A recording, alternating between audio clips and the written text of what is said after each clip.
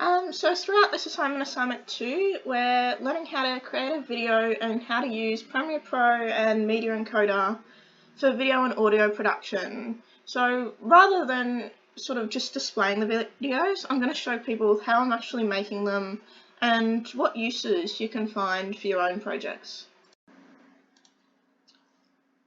Hello, so today I'm going to go through how to create a video like this in Premiere Pro and use some different effects.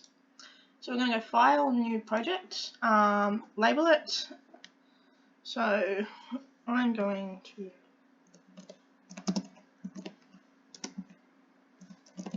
do a on datasets thing and OK.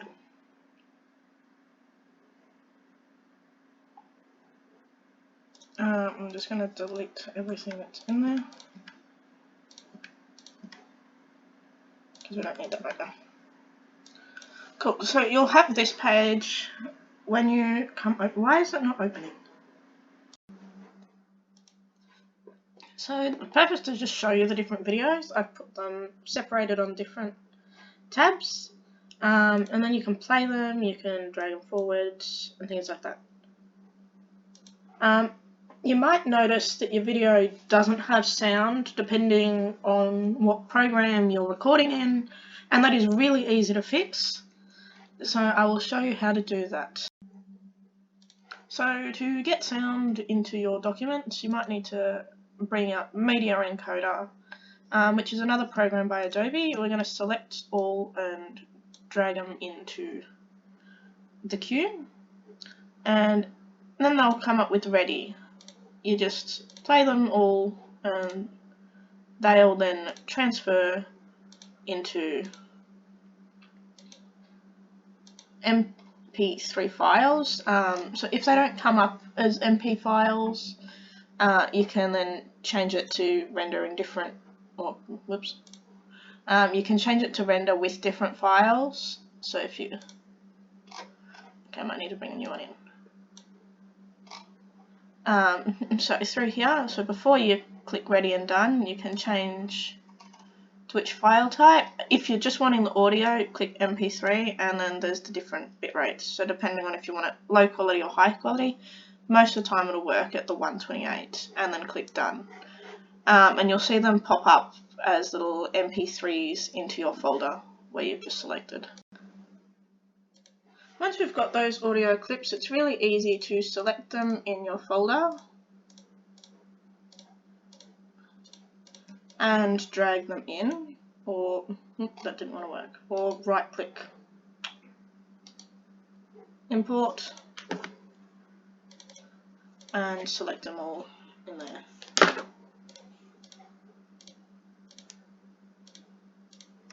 And open. Now, since the MP3s have the same file name, it'll be fairly easy to go through and add them. It works the same way as before, it's just drag and drop. And you can do that as many times as you need. Now we have all our audio and images in, you can now play it. Get rid of that. Okay, it doesn't like me doing it that way. And you can get your audio over the top of your video. So that's the easiest way to do it. I'm now going to go and join them all together to make one long file, so it'll flow nicely to add edits to. So I'm going to do that. So currently you will have your project datasets down here. We're going to then go to the effects table.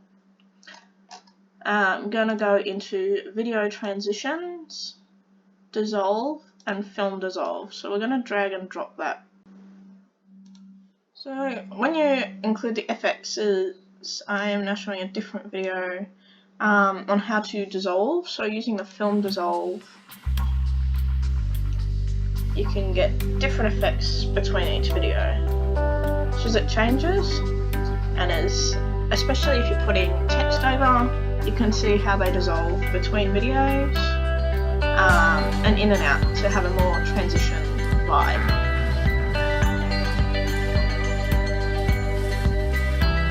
So that's how the transitions work. It's really simple and easy to do.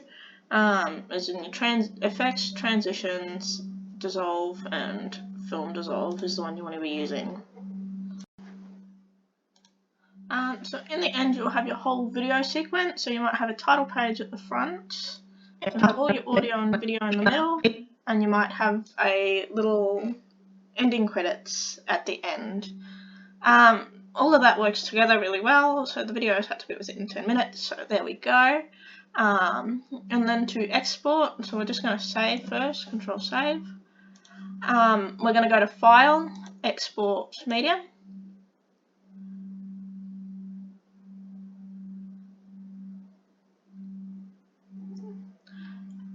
And since we are uploading to YouTube, I'm going to do a YouTube 180 Full HD. And just make sure that that looks okay. And now we can see that it sort of falls in a little bit. So I'm going to change it to video and match source. So rather than having the YouTube video size, it'll then decrease to fit to the width. So that'll then show really good throughout the whole thing, filling up the page. You can go through, change audio and visual settings. So if you've selected your preset as whichever you're needing, most of those presets will be filled. You can change it to 1 pass or 2 pass depending on how great your computer is. If you're doing like a 360, you can go the video is VR. And go through and do most of those. Most of the ones you'll touch are the video and audio. Once you've finished all of that, you can click export. And it will take a little while to export, so just let it sit, go do something else for 10 minutes, or in this case even longer maybe, and come back.